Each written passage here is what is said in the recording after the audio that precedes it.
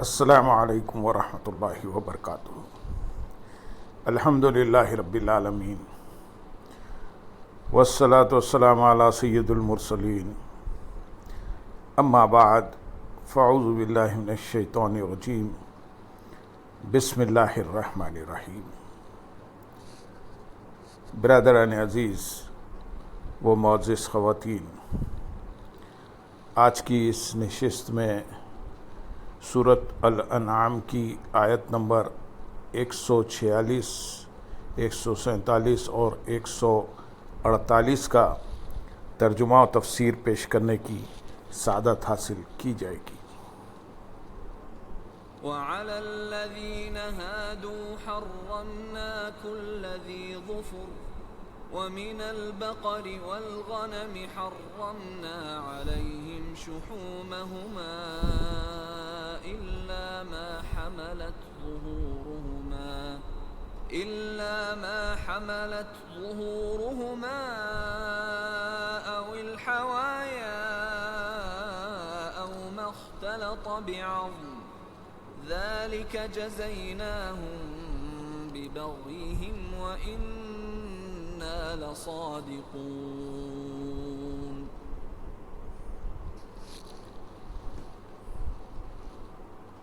فَإِن كَذَّبُوكَ فَقُل رَّبُّكُمْ ذُو رَحْمَةٍ وَاسِعَةٍ وَلَا يُرَدُّ بَأْسُهُ عَنِ الْقَوْمِ الْمُجْرِمِينَ۔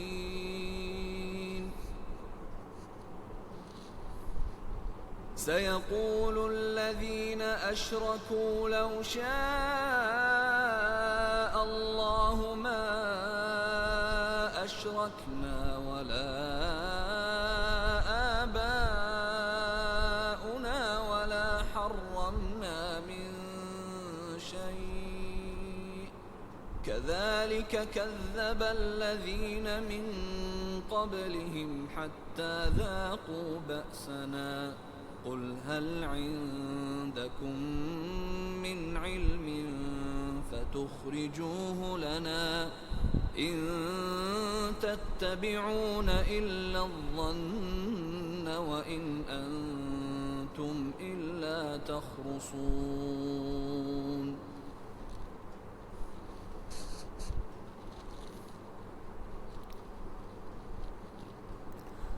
اور ہم نے یہودیوں پر ہر ناخن والا جانور حرام کر دیا، اور ہم نے ان پر گائے اور بکری کی چربی حرام کر دی، سوائے اس چربی کے جو ان کی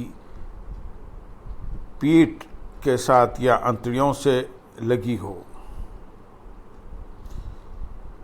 یا جو چربی ہڈی سے ملی ہوئی ہو۔ ہم نے یہ ان کی سرکشی کا بدلہ دیا، اور بے شک ہم ضرور سچے ہیں۔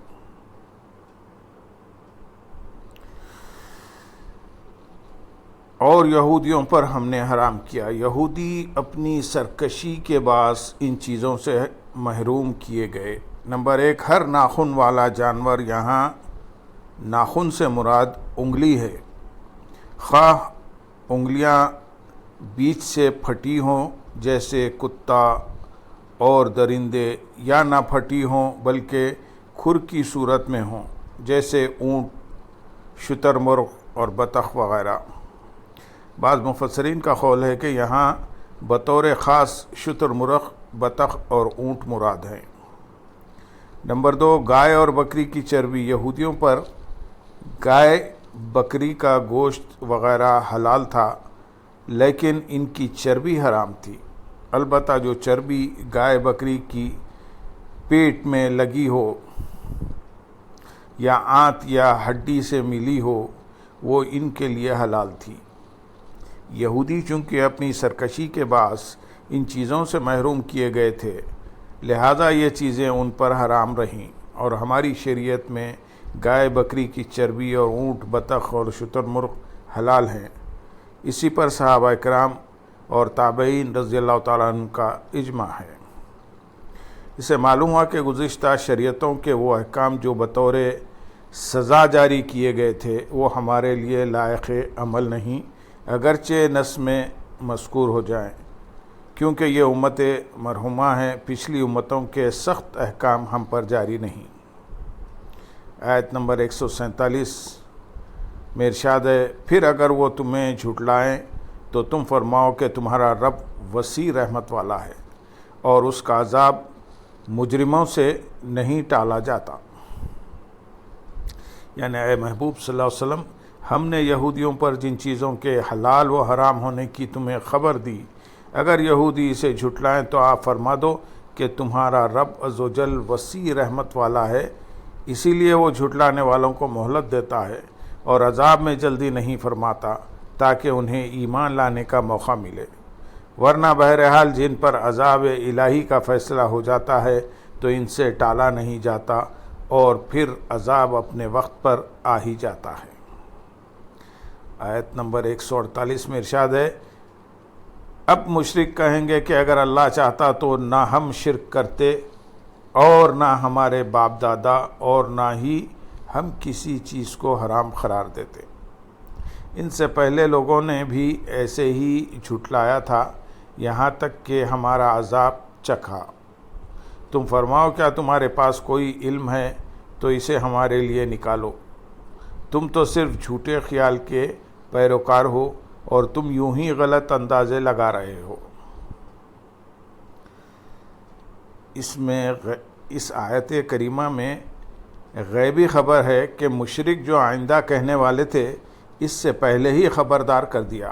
مشرکین پر جب حجت تمام ہو گئی اور ان سے کوئی دلیل نہ بن پڑی تو کہنے لگے اگر اللہ عزوجل چاہتا تو نہ ہم شرک کرتے اور نہ ہمارے باپ دادا اور نہ ہی ہم کسی چیز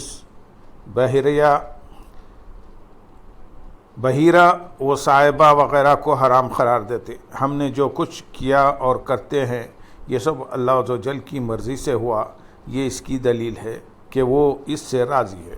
اللہ تعالیٰ نے اس کا رد اس طرح فرمایا کہ اگر تمہاری یہ بات درست ہوتی کہ تمہارا شرک اور حلال کو حرام اور حرام کو حلال کہنے کا یہ رواج سب اللہ عزوجل کی رضا و خوشی سے ہے تو ہونا یوں چاہیے تھا کہ ایسے لوگوں پر اللہ تعالیٰ کا لطف و عنایت اور بڑی کرم نوازیاں ہوتی، حالانکہ تم سے پہلے جن لوگوں نے اس گمراہی کو اپنایا تو ان پر اللہ عزوجل کا غضب نازل ہوا اور انہیں بعد والوں کے لیے نشان عبرت بنا دیا گیا۔